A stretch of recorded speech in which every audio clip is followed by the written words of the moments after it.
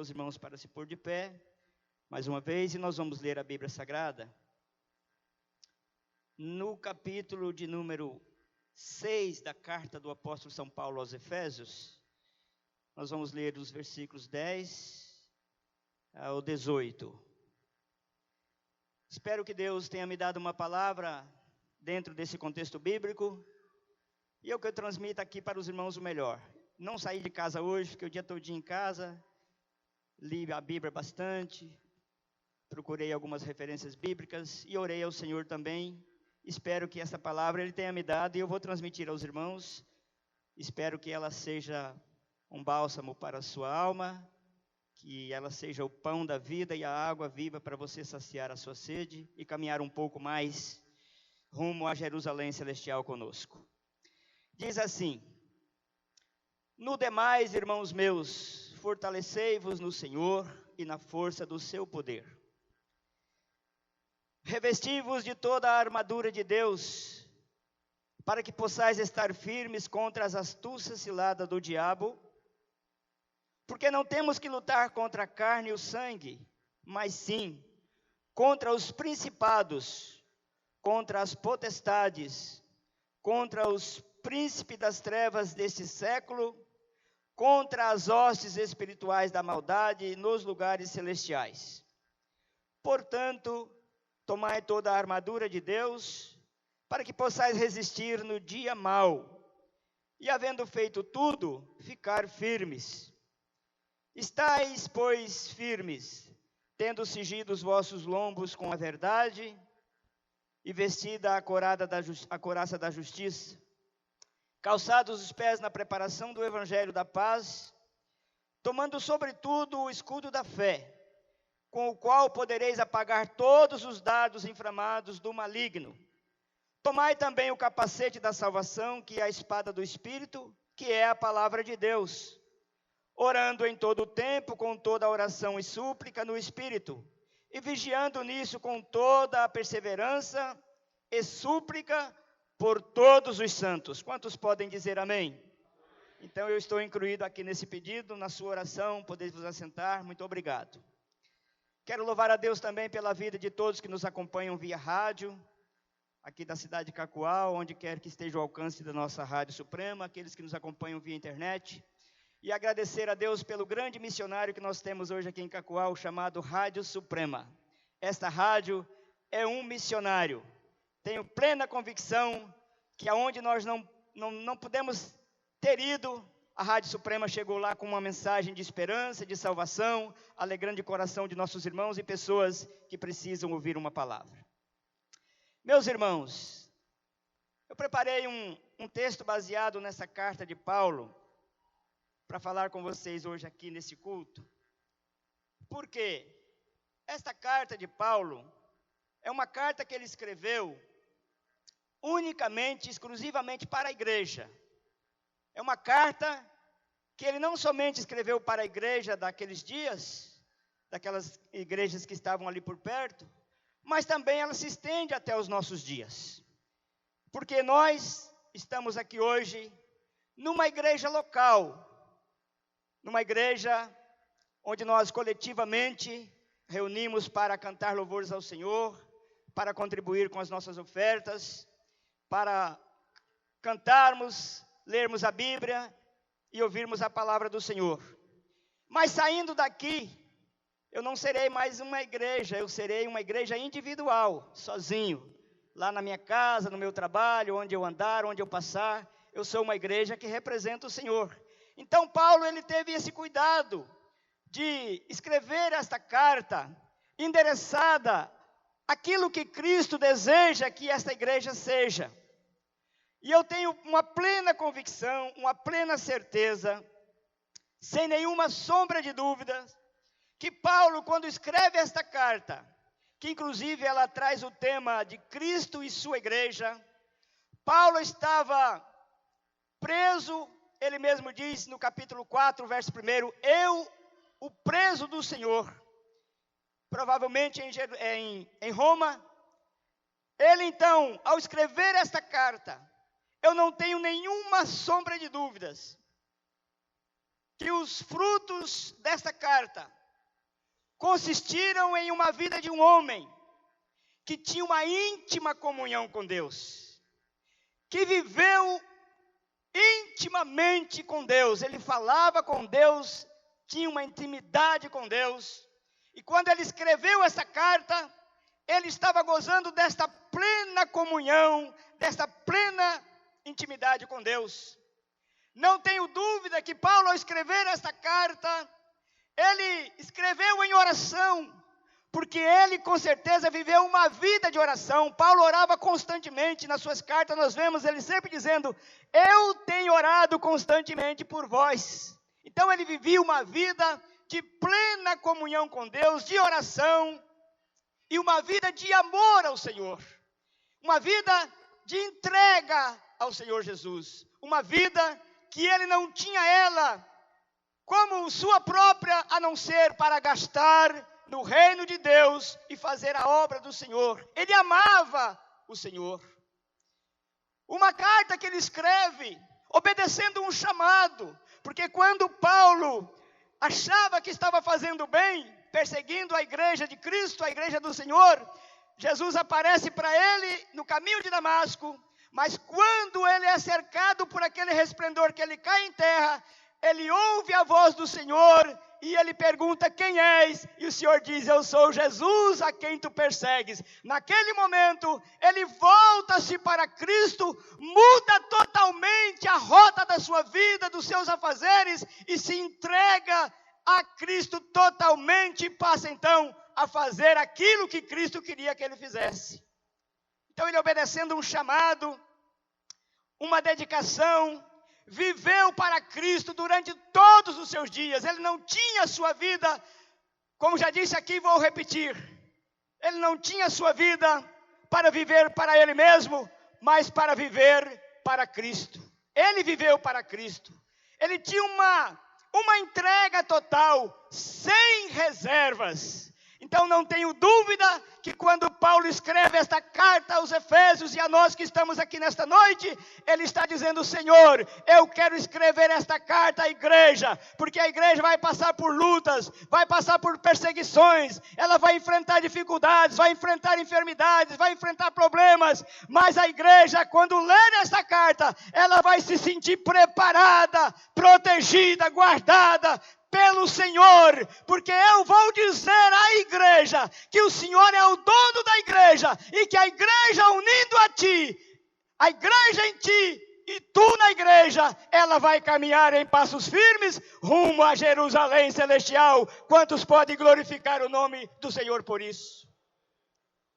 Então, meus irmãos, e eu fico aqui pensando, quando ele, ao escrever essa carta, sem nenhuma dúvida, ele anseia que seus leitores cresçam na graça, cresçam na fé, cresçam no amor, cresçam na sabedoria, na revelação do eterno Deus da glória. Quanto pode dizer amém? Ele está aqui nesta noite. E eu, quando olho para cima nas minhas orações, e por fé, eu digo: Senhor, Tu és o Rei eterno, Tu és o Rei da glória, e eu te agradeço, porque o Senhor me ama, e eu te sirvo, e a glória do Senhor também está na minha vida.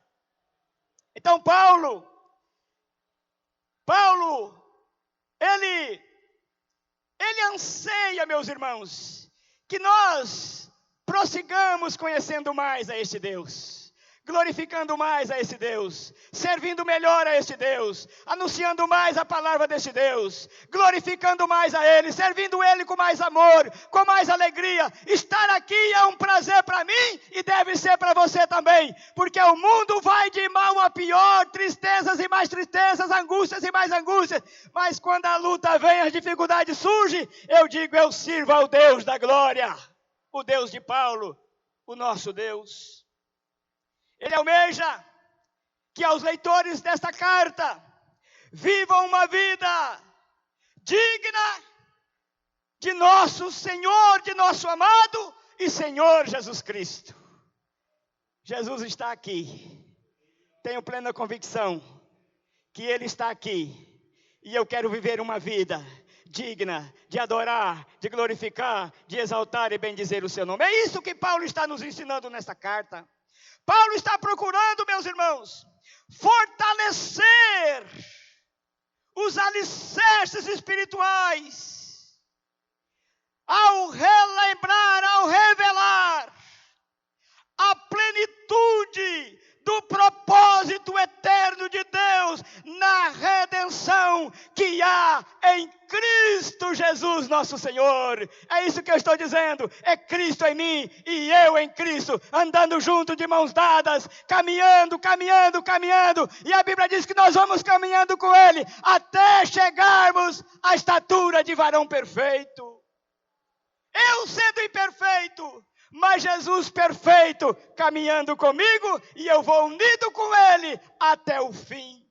É isso que Paulo está querendo transmitir para nós nessa noite, através dessa carta. Também, meus irmãos, quando Paulo fala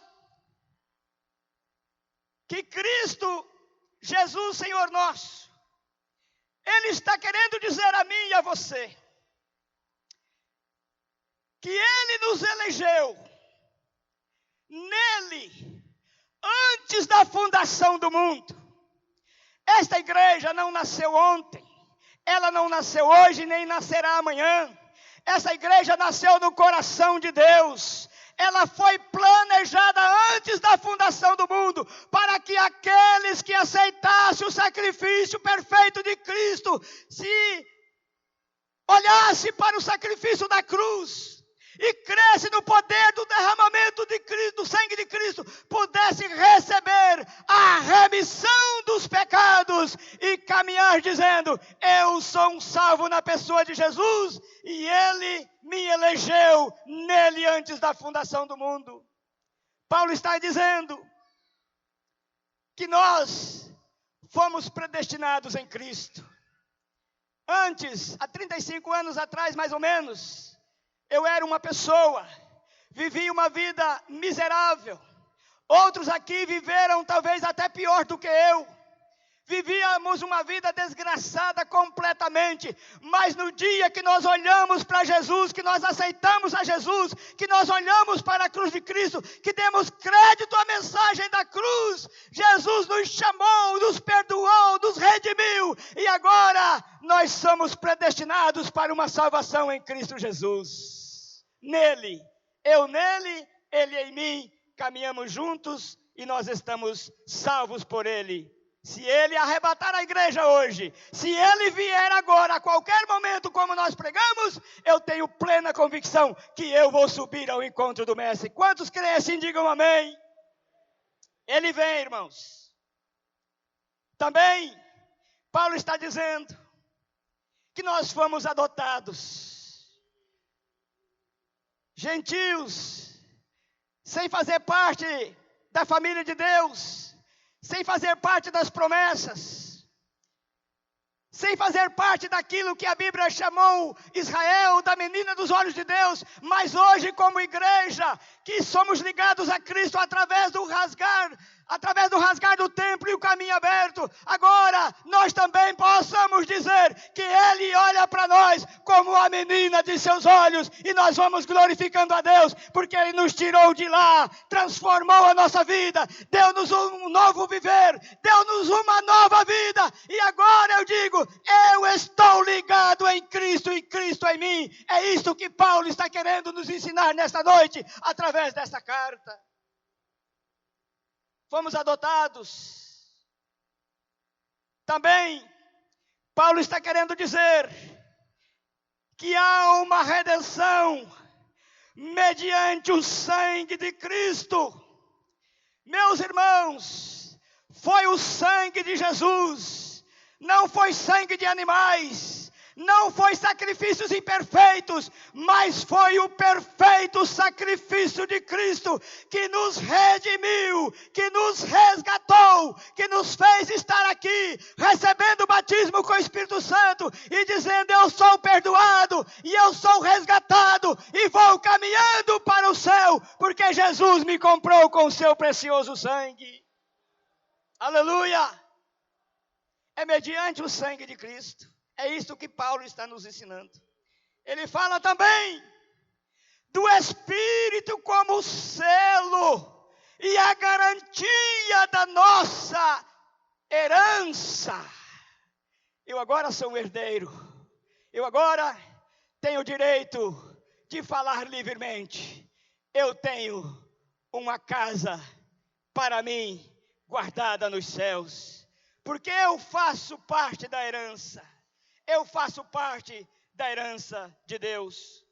E como herança, Paulo resume que na redenção, pela graça, mediante a fé, Deus nos reconcilia com Ele, consigo mesmo, e com outros que estão sendo salvos, e em Cristo nos une em um só corpo, nos tornando a igreja, e que o alvo da redenção é tornar a congregar em Cristo todas as coisas, tanto as que estão nos céus, como as que estão na terra.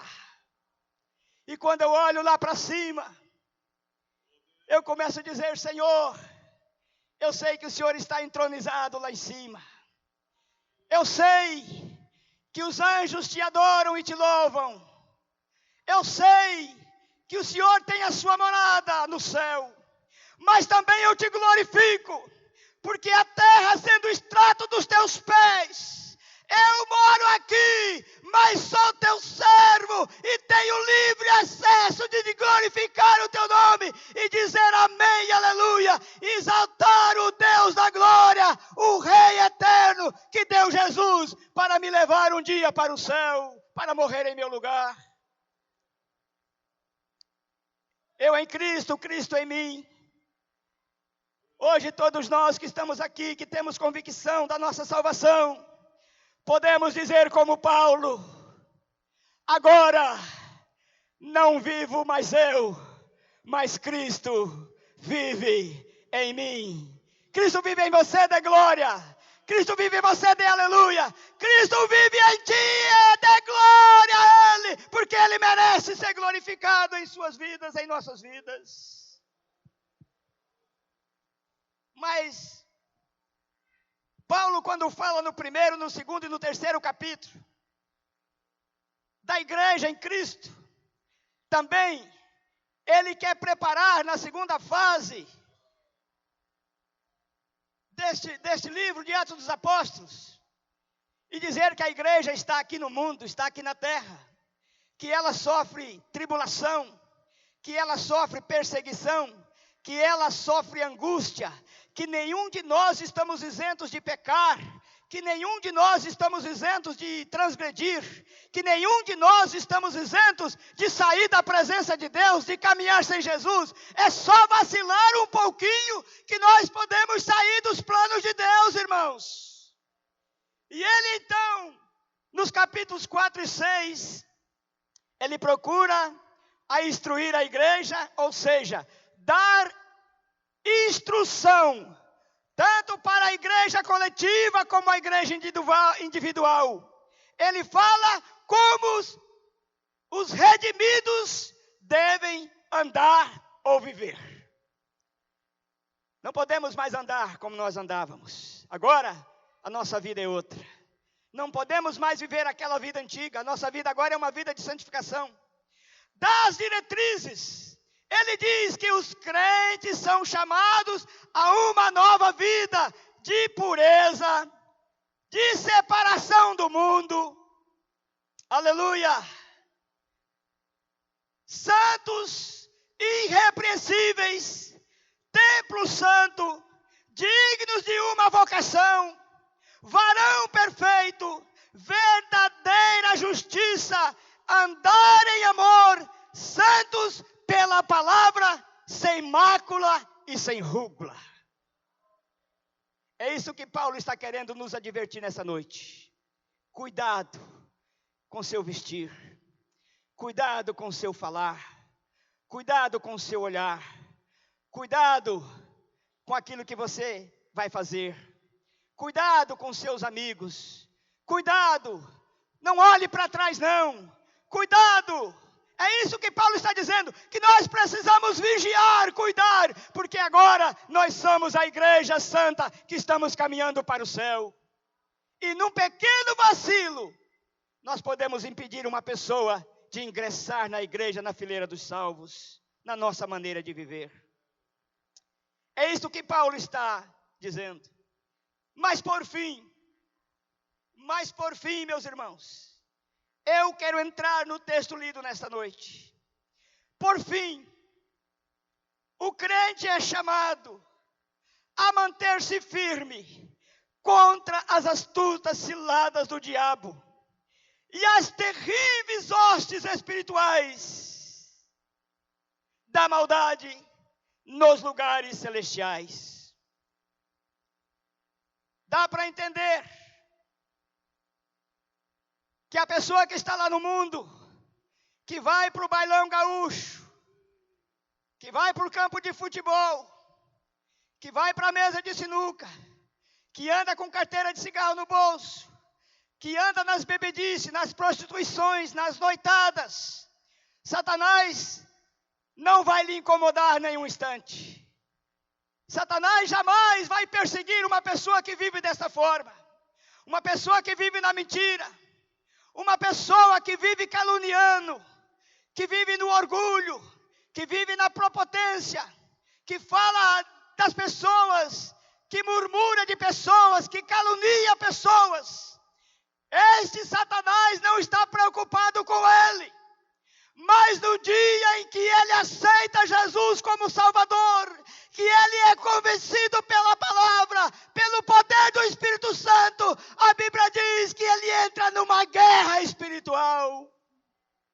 Meus irmãos, nós estamos numa guerra, nós estamos numa batalha, nós estamos numa guerra, uma guerra espiritual.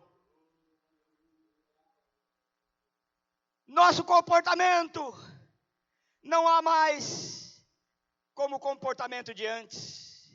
Nossa vida não é mais como a vida de antes. Nosso sentido de vida não é mais o mesmo de antes. Nossos relacionamentos não são mais os mesmos. Nossa ocupação não é mais a mesma. Nossa recompensa não é mais a mesma, porque quando fazíamos as coisas do mundo, nós recebíamos a recompensa de lá, mas agora servindo a Cristo, nós recebemos a recompensa de Deus do céu, batismo com o Espírito Santo, cura divina, perdão de pecado, avivamento espiritual, e como prova disso, a igreja está aqui hoje repleta de pessoas, porque nós estamos vivendo aqui a alegria de sermos salvos, e o avivamento de Deus aqui em nosso meio. Quantos podem glorificar a Deus por isso? E Paulo nos adverte que nesta guerra nós precisamos nos armar. Paulo está dizendo que nesta guerra nós precisamos nos preparar. Paulo está dizendo, ao finalizar esta carta, esses 6 capítulos dessa carta aos Efésios, vocês estão vivendo um conflito. E as forças do inimigo, elas são fortes, são forças organizadas, são principados, são potestades. Paulo fala de governadores deste mundo, pelo fato de serem invisíveis, são muito perigosos. Você já parou para pensar nisso, irmão? Que você não vê o inimigo te atacar, você não percebe ele chegar, porque a nossa guerra ela é espiritual.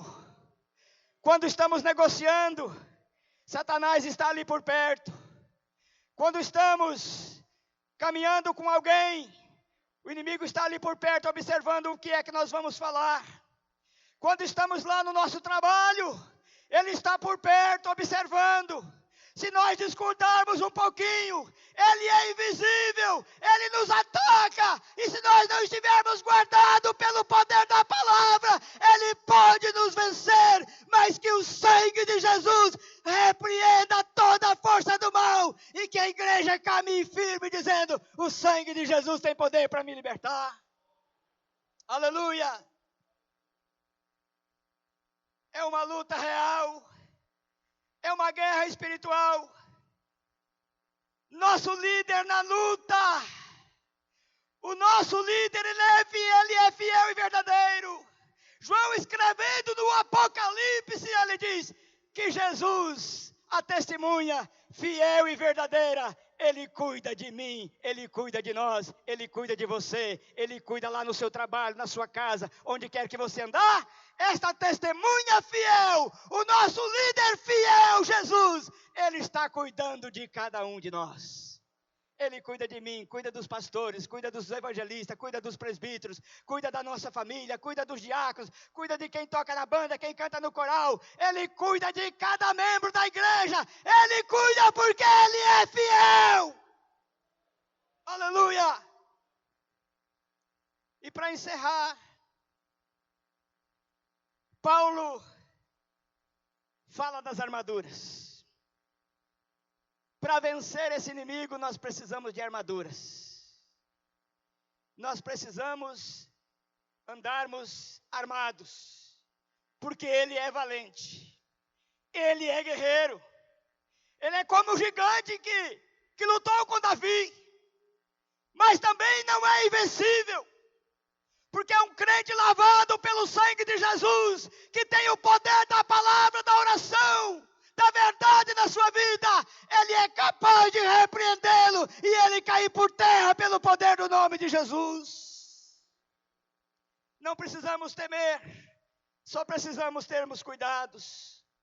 Mas a primeira armadura que Paulo fala é estar cingidos com a verdade. Paulo não falou aqui estar revestido com sangue, está revestido com a oração, mas a primeira coisa que ele falou foi que nós precisamos estar revestidos com a couraça da verdade.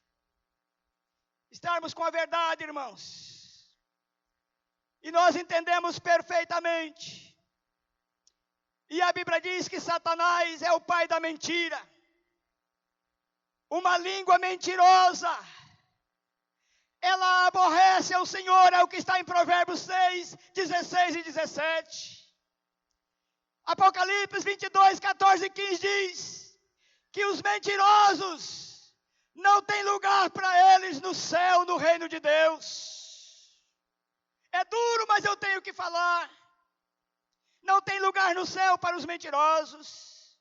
Então precisamos falar a verdade, porque a verdade ela faz parte do plano de Deus na nossa vida, da santificação do homem e da mulher que serve a Deus, está lutando para chegar no céu. Eu vivo de negócios, e um dia eu vendi um gado, uma pessoa me procurou, e ele queria comprar um gado para o patrão, e na hora de tirar a nota, ele queria que eu colocasse, pastor, um valor diferente naquela nota. O senhor já disse isso aqui, que aconteceu com o senhor também e aconteceu comigo. E eu disse para ele, meu amigo, e ainda chamei ele de amigo.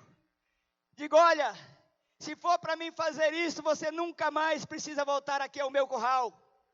Porque se eu fizer isto, eu estou mentindo diante do meu Deus e eu sou um cristão.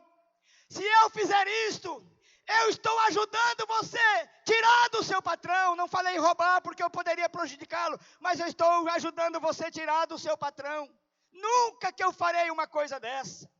E ele olhou para mim e disse, esta é a última vez que eu vou comprar gado aqui no seu curral. Eu digo, graças a Deus que você não precisa voltar mais aqui, porque Deus preparará muitos para me comprar. Mas a mentira não faz parte da minha vida, dos meus negócios. Para vender alguma coisa, irmãos, não precisamos mentir, podemos falar a verdade, porque Deus honra aquele que fala a verdade, porque a verdade faz parte da nossa santificação, e a Bíblia diz que nós sem a santificação não veremos a Deus. E Paulo está dizendo, revesti-vos de toda a armadura de Deus, revesti-vos da verdade, Porque o inimigo é o pai da mentira. Ele é mentiroso por natureza. E quem mente não está andando com Deus. Infelizmente. As nossas horas se avançam. Os mentirosos não vão alcançar o céu. Paulo também, ele diz que, no verso 14, que nós somos encorajados a nos vestir com a couraça da justiça. Precisamos viver a justiça.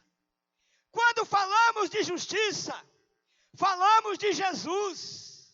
Justiça está imputada por Deus e recebida pela fé do crente na pessoa de Jesus, o justo e fiel e verdadeiro. Pratique a justiça, ande na justiça, olhe para Jesus e você vai viver uma vida justa na presença de Deus, porque Ele é justo. No verso 15, também ele nos alerta sobre a preparação dos pés pelo Evangelho da Paz. Nosso tempo não dá para falar muito, mas aqui nós poderíamos fazer referência a um soldado que vai para a guerra. E por que não dizer que nós precisamos termos cuidado com os nossos pés? Onde é que nós vamos pisar? Onde é que nós vamos andar? Onde é que nós vamos colocar os nossos pés? E Paulo está dizendo: ande calçados dos pés com a preparação do Evangelho da Paz. Nesta noite Jesus está te preparando, te calçando com esta palavra, para você caminhar um pouco mais e saber onde você vai colocar os seus pés. No verso 16, ele diz que nós precisamos usar o escudo da fé, com a qual nós podemos apagar todos os dardos inflamados do inimigo, ou do maligno. Fé, irmãos, fé é o que nos moveu estar aqui nesta noite. Fé é que me moveu estar aqui ministrando essa palavra para vocês. Fé é crer naquilo que eu nunca vi, mas creio na evidência da presença de Deus aqui. Quando o irmão fala em línguas estranhas e da cura que ele recebeu, uma cura divina, a igreja glorifica o nome do Senhor e eu digo: Jesus está aqui, eu creio pela fé que Ele está aqui. Fé, meus irmãos, é acreditar nesta profecia escrita, a palavra de Deus, e ela testifica que há um Deus do céu que cuida da minha família, que cuida das minhas propriedades, que cuida da minha vida, que nunca vai deixar faltar o pão na minha mesa, nem a minha vida vai se desviar para o mundo mais. É acreditar que há um Deus que cuida de cada um daqueles que o servem e o aceitaram Jesus como Salvador. É isto que é fé. E Paulo está dizendo: revista-vos desta fé. É por isso que o crente tem que orar todos os dias: Senhor, acrescente a minha fé. Acrescente a minha fé. Acrescente a minha fé. Ela é pequenina, Senhor, mas acrescente ela. Aumente ela. Eu vivo por fé, Senhor, eu preciso que o Senhor aumente a minha fé. Aleluia! E no verso 17, para encerrar, e eu vou ler esse verso com vocês. Tomai também o capacete da salvação, a espada do Espírito, que é a palavra de Deus. Meus irmãos, e eu fico aqui imaginando, como é que nós podemos viver sem nos alimentarmos da palavra? Pessoas que talvez hoje estão em casa, assistindo talvez coisas que nem devem assistir, que o desânimo bateu a sua porta e ele não veio ao templo ouvir a palavra, alimentar da palavra. Pessoas que não leem a palavra, que não procuram examinar a palavra. E sem esta palavra, meus irmãos, não conseguiremos caminhar muito tempo. Sem guardarmos o que está nesta palavra, nós já ouvimos o pastor dizer isso aqui. Palavra fala de Deus. E eu estou aqui feliz da vida, muito alegre, já chorei, porque eu me lembrei que eu tenho nas minhas mãos a palavra que Jesus venceu. Jesus venceu. Jesus estava no deserto, mas ele venceu pela palavra. Se você estiver no deserto hoje, você vai vencer pelo poder da palavra. Eu estou dizendo isso para você, convicto que você vai vencer, porque Jesus estava no deserto, mas ele venceu pela palavra de Deus. Aleluia! Jesus venceu no deserto, na solidão. Oh, meu Deus, como é difícil estar na solidão. Imagine vocês o que eu tenho passado esses dias. Tem hora que a solidão bate, o coração aperta, as dificuldades chegaram, e quando a solidão chega, só a palavra, meus irmãos. Mas Jesus venceu na solidão, no deserto, porque ele venceu pela palavra, e ele diz que nós venceremos também. O que crescem, diga aleluia, diga amém. Nós vamos vencer pela palavra também na solidão. Jesus venceu sozinho, cara a cara com o diabo. Cara a cara. Ele sozinho. Mas quando Satanás foi lhe oferecendo algo, e quando ele desejou ser adorado, Jesus disse: vai-te, Satanás, porque está escrito que ao Senhor teu Deus adorarás, e só a Ele servirás e prestarás culto. Ele venceu sozinho pelo poder da palavra. Quando você achar que você está sozinho, não desanime não, porque a palavra está no teu coração. Jesus está pertinho de você. Ele é a palavra que te dá força, que te encoraja, que te dá ânimo para andar um pouco mais e vencer pelo poder da palavra. Revesti-vos de toda a armadura de Deus. E ele venceu o diabo sozinho pelo poder da palavra. A palavra é a verdade. A palavra é eterna. A palavra é viva. Ela é tão viva que está falando comigo aqui agora, está falando com você aí também.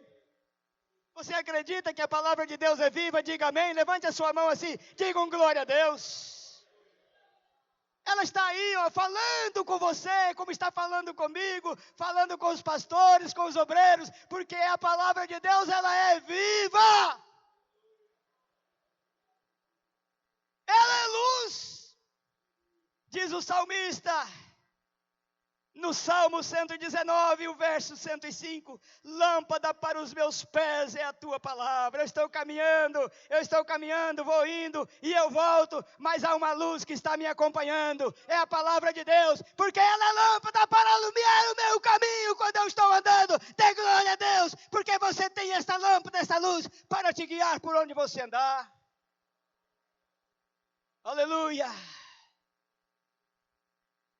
Ela é útil para ensinar. Paulo escrevendo em 2 Timóteo capítulo 3, versos 16 e 17, ele diz que ela é apta para ensinar. Ela nos ensina a negociar, ela nos ensina a cuidar da nossa família, ela nos ensina a trabalhar, ela nos ensina a viver bem com os nossos amigos, ela nos ensina lá no nosso trabalho, na nossa casa, ela nos ensina acima de tudo, meus irmãos, o caminho do céu. Tem glória aí, igreja? Aleluia. Ela é apta para ensinar, e ela nos ensina o caminho do céu. Ela procede de Deus, como já disse aqui que Jesus venceu, porque ela veio de Deus, lá no capítulo 4 de Mateus, você vai encontrar isso, em Lucas também. E no Salmo 119, ela é para ser guardada no nosso coração. O salmista diz: escondi a tua palavra no meu coração, para não pecar contra ti. Se você tiver com a palavra de Deus guardadinha aí, escondidinha aí, pode ter certeza que o diabo vai chegar, mas você vai vencer ele. Pecado não vai fazer parte da sua vida não, porque o sangue de Jesus está na sua vida e você tem guardadinho aí a palavra de Deus, porque o salmista está dizendo que ela é feita para guardar no coração. Aleluia! Aleluia! João 17, Jesus disse: a tua palavra é a verdade. E agora eu quero voltar lá atrás para encerrar aqui, porque o nosso tempo já manda parar. Eu disse para você que para você vencer, você precisa da verdade. Se o diabo é a mentira, Jesus é a verdade. Olha o contraste aí, olha.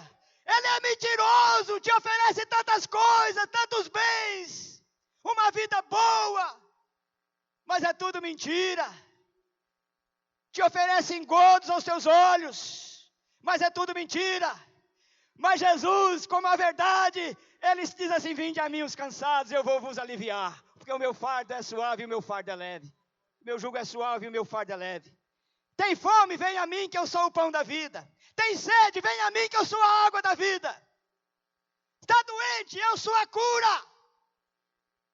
Está precisando ser liberto dos demônios, eu sou o libertador.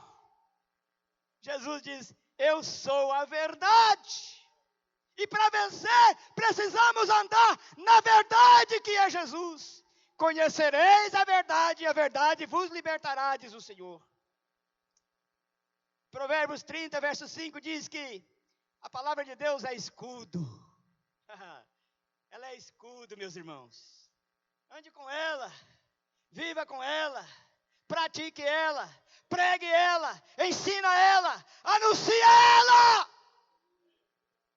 Porque ela é escudo para a tua família, na tua casa. Ela é escudo para você lá no seu trabalho. Ela é escudo para ajudar você a vencer na hora da tentação, na hora da tribulação. Você vai usá-la como escudo. Paulo não está mandando você fazer um escudo de ouro, um escudo de bronze, de prata, nada disso. Ele está dizendo: use a palavra porque ela é o escudo. Contra Satanás só tem um escudo para nos defender: a palavra de Deus. E para encerrar, Jeremias, no capítulo 23, verso 29, ele diz que essa palavra ela é como um fogo. Ela é um fogo, pastor. É um fogo que queima. Ela é um fogo abrasador. Ela é um fogo que consome. Se você viver por essa palavra, andar por essa palavra, alimentar por essa palavra, se você praticar alguma ação pecaminosa por acaso, e você olhar para a palavra de Deus, você vai ser purificado por ela. Porque nela você vai encontrar o poder do sangue de Jesus, o sangue purificador. Que Deus em Cristo abençoe os irmãos. E eu espero que esta palavra te ajude a caminhar um pouco mais.